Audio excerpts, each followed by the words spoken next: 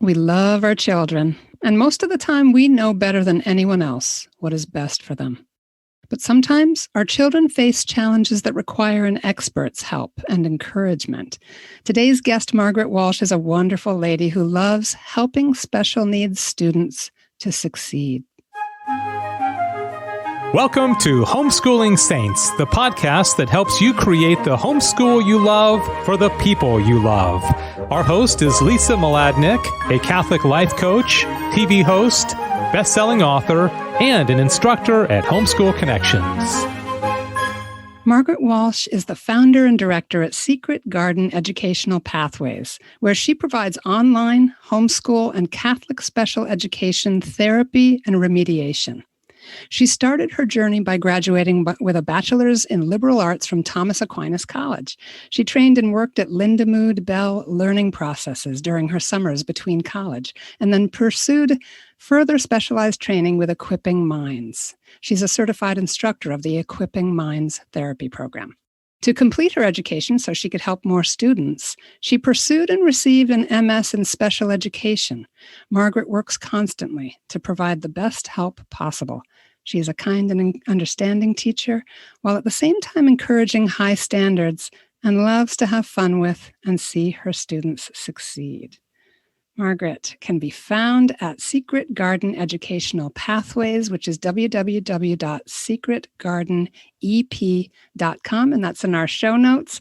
Margaret, thank you so much for being with us today. Thank you so much for having me, Lisa. This is very exciting and hopefully informative for a lot of families out there who are facing those challenges that you mentioned at the beginning. Yeah, we were just talking about the need to take a break, so we'll touch on that in a bit. But step us first, Margaret, into your homeschooling journey. What was that like, and what made you be attracted to homeschooling? I was homeschooled my entire life, so that was a choice that my mom made when I was a kid.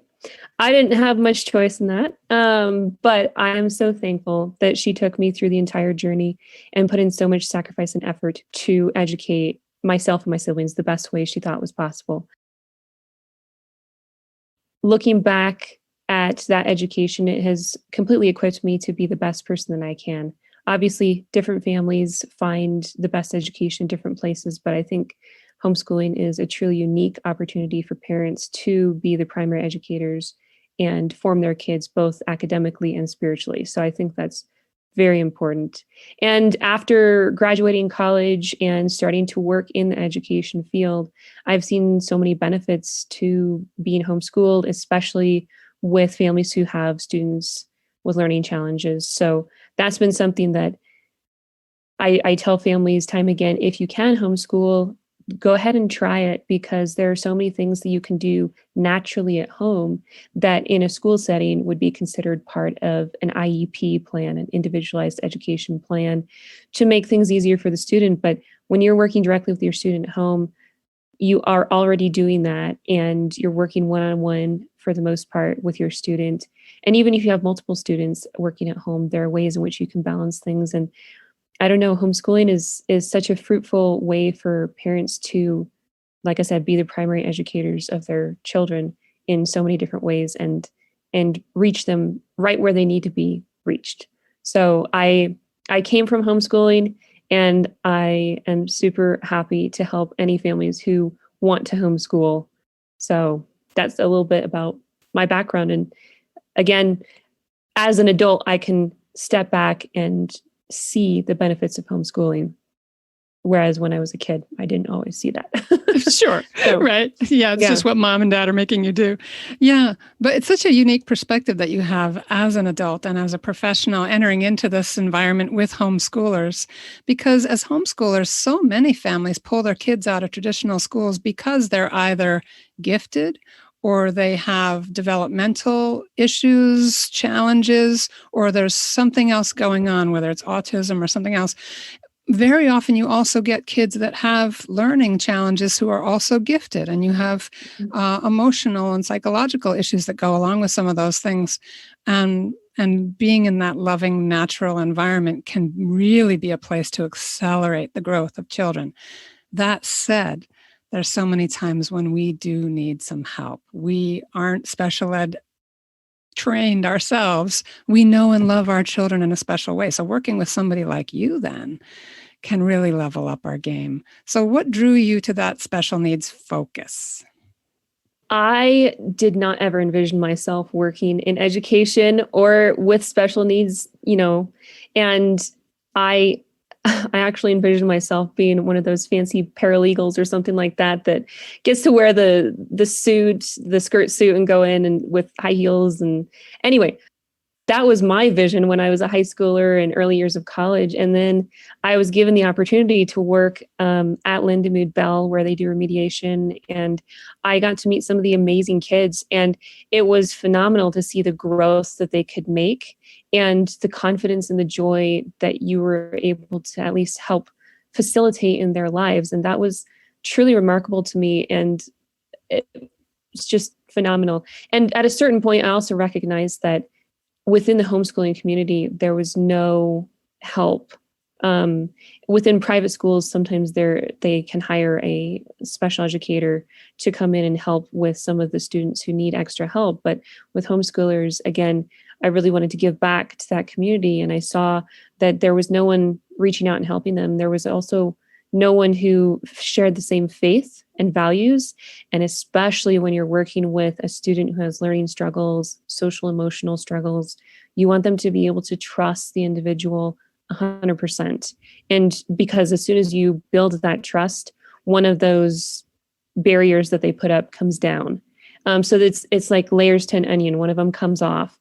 And then if you build the trust of the parents, you can have a much better working relationship with them than if they feel like they can't trust you 100%. You might be a professional, but you don't share the same values. And when you're working with someone who has social, emotional, and spiritual levels to who they are, that is super important. And I remember just thinking, man, if I had a student who had special learning needs, I would not want to send them to a public or even a private clinic where it wasn't, faith-based as well. So that is some of the impetus behind me kind of getting involved with this. And then really, I think, being called to do this. It wasn't a choice of mine. I was led into this, and then I've kept going, and God has blessed me every step of the way. It's been a phenomenal journey for myself, and hopefully for the families who have been able to work with us too. So that's a little bit of the journey that I've taken. And again, it wasn't my choice. It was God saying, you're going to go and do this, and you're going to work with these individuals, and the blessings that have come with that have been amazing. Wow. I want to hear about what you do, like more about what that actually looks like. But tell us just a little bit about what is the impact on parents and the family dynamic when they start to get this kind of support?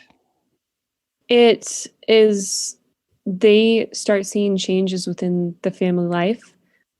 As long as the student puts in the effort, you do see changes with everything. And I'll go into a little bit more detail about what that looks like. But you start seeing changes within the social life. The students become more confident. They start participating in conversations. They laugh more.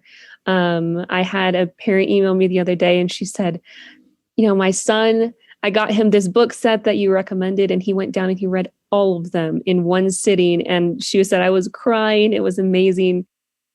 So for a lot of families, they see growth both with the confidence and with the academics and the enjoyment of learning. Obviously, God gave us our eyes and our ears to learn about the world around us and to learn about Him. So when you can help facilitate that learning process for the student, they start opening up, the family starts opening up, you have more joy in the household. Now, that doesn't mean it's easy every step of the way. Sometimes it's really challenging. You have to put in a lot of work.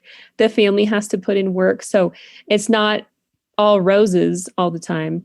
But, when you work through things and you try to get to the root of things and what's going on, actually help solve some of these struggles, then you see a completely different side of life that you didn't see before or you weren't experiencing before.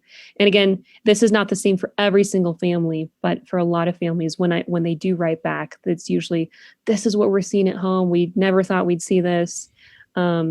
different things like that. And it can be small things like one of the parents that I spoke with, she emailed me and she said, my son has sat down to do a Lego set and he's actually able to build Legos. So it's tiny things like that that make a huge impact in their lives, because these are basic things that their students weren't able to do before. So just it's little things, and sometimes it's big things, but usually it's just little things, little changes that show them they can move forward as a student and as a family. Yeah, it's the little things sometimes, those, what I like to call a micro shift that has ripples, right?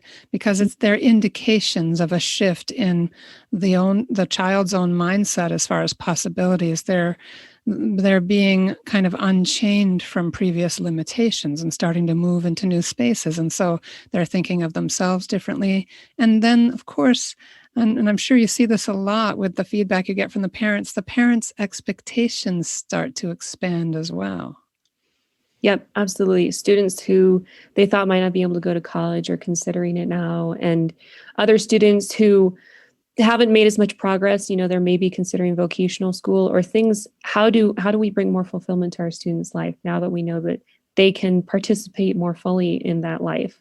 So it's really amazing to see. And it's, again, such a blessing to share this journey with the families, which not very many people are privileged to do. So it's truly a privilege to work with these amazing families. I love the sense of calling that resonates in everything that you say, Margaret. It's really a beautiful thing, and something that as a person of faith, and everybody who's listening will appreciate. Describe what it is that you do in your work that helps them bridge that gap between where the child is and where the child can be. Absolutely. Most of what we do is termed remediation. It can also be termed education therapy. And usually when a student has a learning struggle, what the typical game plan is to accommodate their challenges. So if they can't do 5 pages of work, then they'll be given 1 page of work to do. So it's reducing the amount of work that they can do so they can actually complete at least some of it.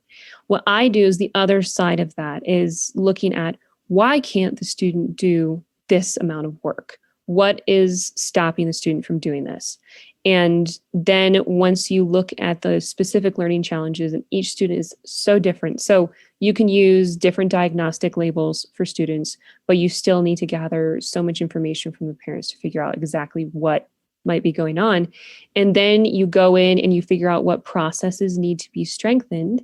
And you use cognitive therapy to help them strengthen that. You use different remediation techniques to target those specific areas to strengthen it. And the amazing thing is that the thought process that Aristotle laid out in his De Anima is what I base a lot of my perspective on, because you have a sensory input. You see something or you hear something, whether you're reading it or listening to it, or trying to do math. And then you have to translate that information to something immaterial, and you have to process that immaterial information in your brain. And then once you process that in your brain, it gets sent to your soul, where you have the final act of understanding. And the parts that go wrong, so to speak, are the processes that happen in the brain. But the brain is also a part of our body. So there's so much ability to change that. And they're discovering this right now. They call it neuroplasticity, where, people who've been injured, they're finding they can build back some of those pathways. And it's very similar with students who start out with educational challenges, or something happens in their life and then they start getting educational challenges. And so you can help them build back some of those abilities by stimulating and strengthening those different processes. And that can look very different for different students. With dyslexia, it's a lot of multisensory word work where you're having them trace letters and say, so they're using their auditory, their visual, and their kinetic pathways to help imprint the information better on their mind. With other students with memory struggles, you use a lot of Socratic dialogue to say, well, what does this look like in the story? And tell me more about this character. And you draw it out of them. You're basically being a little bit like a Socrates and really drawing out the information so they have to find it and complete the thought process the correct way. So, and to some extent, you're guiding them through the correct thought process, and you're also stimulating the particular processes they're struggling with, so that everything hopefully works together at some point. And we've seen a lot of progress with many, many students to varying degrees, but I've seen it's been amazing seeing what you can do with remediation and therapy to help the mind grasp the content and connect with it better and more easily. Give us a layman's just brief explanation, because I'm a little bit of a geek on neuroplasticity as a strengths coach. Yes. that beautiful flexibility of the brain. Could you explain it a little bit for us, Margaret? Yeah, absolutely. So I usually like to bring in an analogy. So if you break your ankle, you could go to the doctor and he'll say, here are some crutches, go walk with them. And you're never going to be able to run, but you can at least walk. And that's where you kind of consider a disability as the end of the road. But if you consider the disability as the beginning of a journey, it's more like the analogy of a doctor saying, okay, you broke your ankle, here are the crutches for a while, but go work with a physical therapist who's going to retrain how your ankles, muscles and ligaments are going to work together again so that you can eventually run. So that's the analogy that I liken between accommodations versus therapy and remediations. Very similar. You're retraining some of that. And it can be different processes like working memory. There are ways in which you can strengthen the working memory. There are different ways in which you can strengthen processing speed. And what you're doing is you're stimulating that process so that it has to start working again. So it's very much like exercising the muscle of your body, where you're asking the student to do something that is challenging for them, but you know that to some extent they can do it. And as long as you keep stimulating it, it will start to come back and work more efficiently. I don't know if that answered your question fully, but yeah, well, I mean, it absolutely does. It adds so many dimensions that I would not have thought about it as, from the physical sense of the brain. You mentioned that we're talking about an organ, the brain here, not just this idea of neurological pathways being kind of rerouted or strengthened in a particular, when talking about stimulating processes, making them, activating them so that the brain responds and goes, oh, we're doing that now? Starting Exactly. to form a new pathway. And that was a funny sound effect that just came out of me. But anyway, the point being that repetitive stimulation that you're so patiently doing, guiding with the student, is actually helping to create new pathways in the brain. Yeah. Yeah. And I wouldn't necessarily say create new pathways, but taking the pathways that are in disuse and making them stronger. Because those pathways and connections are typically almost always there, but the student isn't using them. So students who have dyslexia, I'll just give you an example. They will memorize, like if they're in a school setting, they will hide themselves in the classroom by memorizing what the teacher reads, so that when they are asked to read it, they'll have the memory of just what the words sounded like. So they'll just memorize it and read it versus actually trying to read the words themselves. So that's like an avoidance technique where you're using other strengths because certain pathways are weak. So then you have to kind of figure out, okay, what pathways are weak? Let's start forcing or encouraging the student to use those pathways. And it's a give and take. Do things that are easy enough for them to feel a confidence they can do it, but then also challenge them so that there's work that you're getting done. So it's really amazing. And it's unique to each student. So dyslexia is one thing, memory and comprehension issues are another, ADHD and focus struggles are another. Executive function might be a combination of some of those. And again, you can use a diagnostic label when working with the student, but ultimately you have to figure out, why is there this label? What are the particular areas that are, the problem areas? And let's see if we can increase these. And that doesn't just necessarily mean education therapy. I'm working alongside an occupational therapist, and we have a nutritional therapist that's working with us, because again, the brain is an organ and you need to support the whole person, not just the academic processes. And when I first started working in the clinic, there were only a couple ways in which the remediation was focused. And I saw that there was a lack in a holistic perspective of how to work educationally with the student. But then you also have to look at the whole person, which I think is a blessing. Being Catholic, you have to kind of step back and see this person that God has made, who, is a blessing to the family's life and to other people's lives that they touch. And you have to see, how can I support the whole person, not just the academics? And again, that's another reason why I think it's one of my callings to be a Catholic professional, so that understanding is there for the families. They can feel like they can relate and talk about things that they need to talk about. So just looking at all the different things. So many Catholic values here, affirming the role of the parents as experts on their own children and the primary educators, looking at the whole person, the integrated, unique, and unrepeatable soul in front of you. And so combining parental knowledge and scientific diagnostic models and getting to know the child. And I must say, Margaret, I love there's a positivity and an excitement in you about their potential, which parents can really feel drained and burned out about at times because it's a tough struggle. Could you share any particular kind of cases or stories that might encourage parents who are struggling? Absolutely. And first of all, I would say that, all the parents out there that are doing the work day in and day out, you're probably not seeing the progress because you're living with your student. It's like when, you haven't seen a niece or nephew for a while and they've grown like 3 inches and you're like, oh my goodness, you've grown so much. And yet, the parents haven't seen that. So it's similar with what the parents are doing day in and day out. So don't think that your work at home is not doing anything. It is, but you might not be seeing it because you're there every day. It's similar with when I am working with students, sometimes I'll have to step back and say, okay, where do we start? Because it's hard to see some of that progress. But some of the things that we've seen is that students will come and they can't read at all. And again, this is more in the dyslexia field. And then we get them to the point where they can read. Other students, they will read something, the reading is fine, but the other components of the thought process are not working together. Either they don't understand the material or they can't abstract information.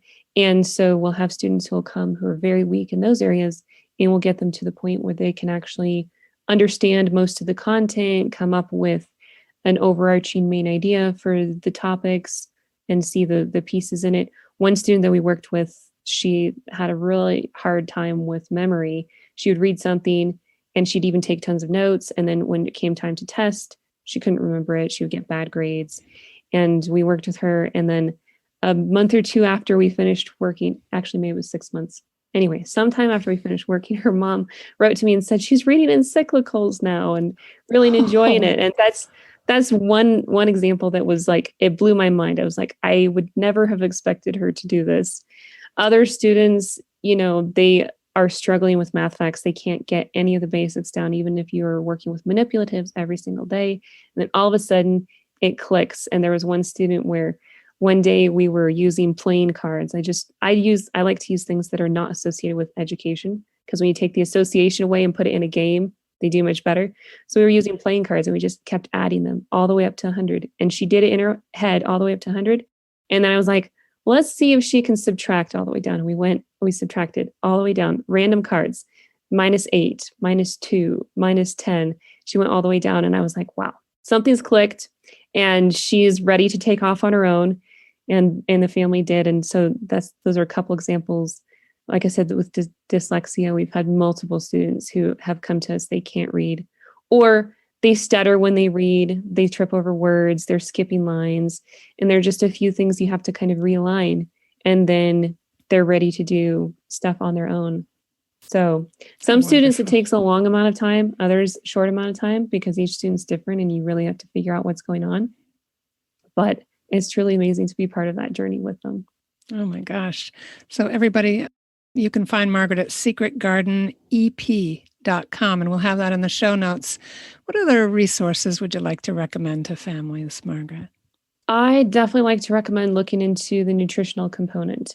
That's not something I do. Like I said, we have a nutritionist or a nutritional counselor working with us, but look into that component because we're talking about the whole person. And something that I recommend to a lot of families, it's definitely a life change. At the beginning, it's very challenging at the beginning, but it's definitely doable, is a book called The Gut and Psychology Syndrome by Dr. Natasha Campbell-McBride.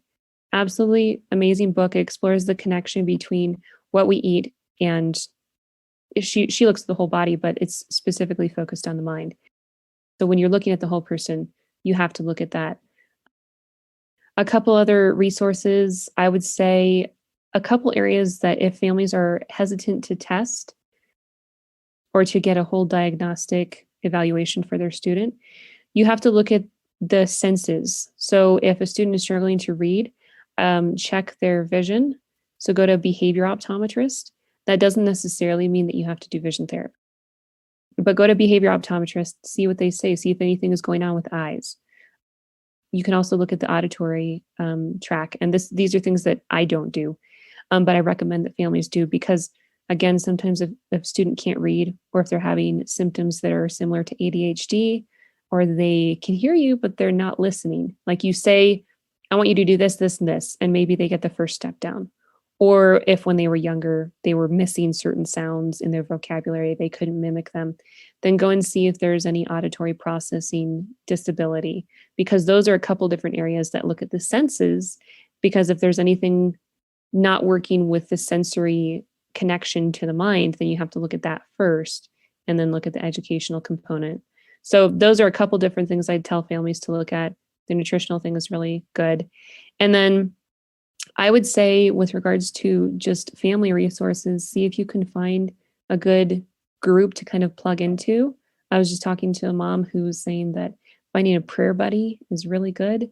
And again, families live all over the place, so I don't know who's where, but finding a good priest who you can sometimes consult with and talk to, because families will go to therapists and work with them through some of the social emotional things, but some of it's going to come down to the spiritual, both for the families and for their students. So if you can find a good priest who has even a basic knowledge of some of the struggles your student might be going through, I think bringing the faith into it as much as you can is really important, because then you're not just looking at the academics, not just one thing, you're looking at everything. And sometimes you need to hear what the spiritual perspective is. So those are a couple things I would recommend that families look at. And then I will come up with a different list of resources that I can send you.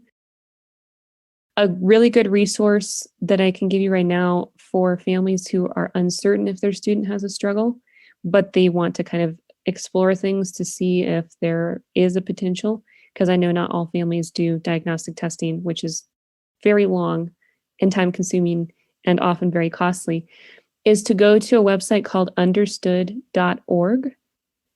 They have great resources and articles. They're short, they're readable. It takes 1 minute to read them. You're not slogging through, very technical things. It's very parent oriented. And they have articles. Are you seeing this, this, and this in your student? If so, this might be what they're struggling with. So they have a lot of good articles that I will send to different families when we're trying to figure out what's going on. So I would definitely recommend them as a resource. And then, it's called, I'm going to have to look it up. I think it's called Mindware. Okay. And you can always send me the link and I'll put it in the show notes too. Yes, they have a lot, like I was saying earlier, if you take out the educational component and change the association and use games and things that don't look like workbooks, that is really helpful. Bringing in games to the family structure, taking little breaks every so often is good. It is called Mindware, and it has a lot of different really fun things. It has a special education section that breaks it up into the different skills that the students might need to build, and it's all games. So that's an amazing resource. I don't often use that because I'm working so specifically with the students, but if the families are asking, where can we turn? Wonderful. Go to Mindware. And these are such great recommendations. Leave us with just some final thoughts as parents are considering what to do for their special needs kids. Yeah, absolutely. First of all, like I said, I think it's great if families are homeschooling. If they're, using a private school, that's also good. But just remember that you're doing the best you can for your student. You might not see the daily progress, but it is there. And even if things can get hard, your student is suffering with our Lord. You can suffer alongside with them and offer that up and turn it into something beautiful. And then if you, like I said, you're already doing so much of what the schools deem as individualized education plans. You're already doing the accommodations, working with your student one-on-one, figuring out what their needs are on a daily basis. So you're already doing a huge component that the public school says, we're the only ones who can provide this. So don't feel like you're doing a disservice to your students. You're doing an amazing job. And then if you have questions, it's okay to reach out to a professional. That's something that I have encountered in the homeschooling world, is that families are sometimes afraid to reach out, either because there's pressure to put their students in the school, which don't let anyone push you around. You're the primary educator. You know your student and what they need. So don't let people push you around. If they do, then reach out to Homeschool Legal Defense. They're great. And then, so some parents are afraid because of that. Other families have been afraid to get a diagnosis for their student because they don't want a label for the rest of the life. But it's good to, if you feel like you're at a loss and you don't know where to turn, it's good to reach out to someone just to kind of bounce things off of a professional to see if there's more that you could be doing at home. And if your student does get a diagnosis, you have to remember that it's not the end of the road. It's the beginning of a journey. It might look a little bit different than what you had envisioned before, but it's the beginning. You know what needs to be worked on. You can choose who you want to work with professionally. If your student gets a certain diagnosis, then you can choose, okay, I want to work with this speech therapist, not the speech therapist that's provided in the school.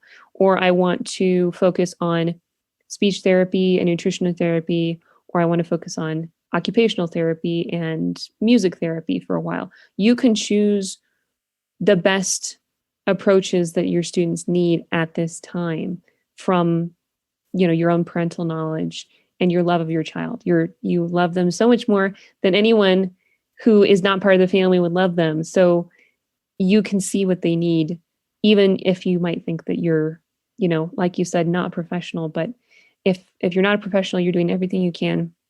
And you can reach out to a professional and see if there's a different approach or more that you can do. So I would say don't be afraid to reach out to people to ask for help, both spiritually and professionally, so that you guys can keep doing the best for your students. Amen. Thank you. What an affirming voice you are out there for us, Margaret, and a great leader in this area. Just creating that holistic and gentle and in many ways common sense, but fueled by that sense of Catholic values. Everybody find Margaret at Secret Garden Educational Pathways, www.secretgardenep.com. It's in our show notes along with understood.org. We'll also get the Homeschool Legal Defense Association on there and Mindwave as well. So we'll make sure that you have everything that was mentioned. So no worries if you're driving or walking the dog as you're listening to this. And can't thank you enough, Margaret. Thank you for making the time. Of course. Thank you so much. And everybody, please stay tuned. We have our short feature coming right up.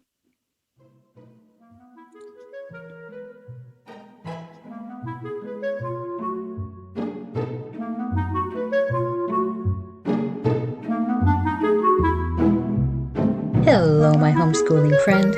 I'm Celeste Behe, and this is the Homeschool Housefly. You know, Frankie the Housefly, who has been a fly on the wall during our 30 years of homeschooling, feels strongly that poetry should not be part of a homeschool curriculum. I believe that's because of a certain poem by Ogden Nash that goes, "God in his wisdom made the fly, and then forgot to tell us why." Well, unlike Frankie, I believe that homeschoolers should teach poetry, the kind of poetry that portrays what is good and beautiful and true. Teaching poetry can accomplish several important objectives. Number one, it can encourage children to love what is good. Number two, help children to see the world through someone else's eyes, in this case, the eyes of a poet. And number three, provide a model of word patterns and sounds that are worth imitating.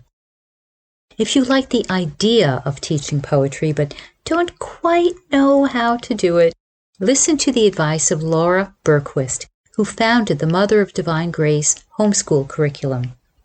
Bergquist says that when your student is in grade K through 6, poetry study could mean reading a poem aloud and discussing it, then helping your student memorize the poem and write it in a personal poetry notebook.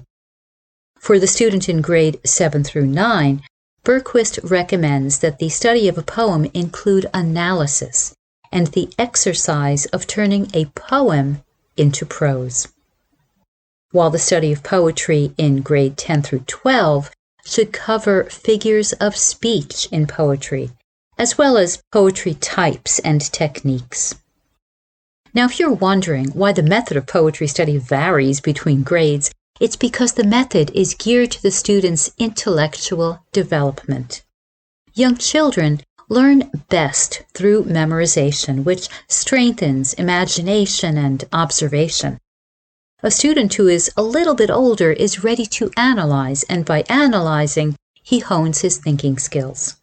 And a high schooler who has already been acquainted with different poems is able to recognize and appreciate the elements of poetry.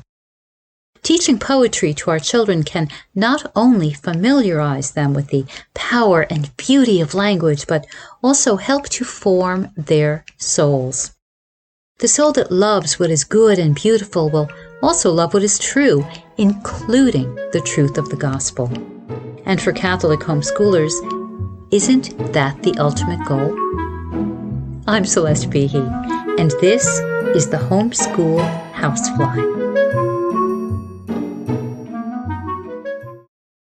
That's our show for today. Our program is sponsored by homeschoolconnections.com, where you can get online courses for your grade school, middle school, and high school student. Learn from the experts and make your homeschooling easier. Be sure to leave a review and share this podcast with your friends. And we'll see you next time here on the Homeschooling Saints podcast.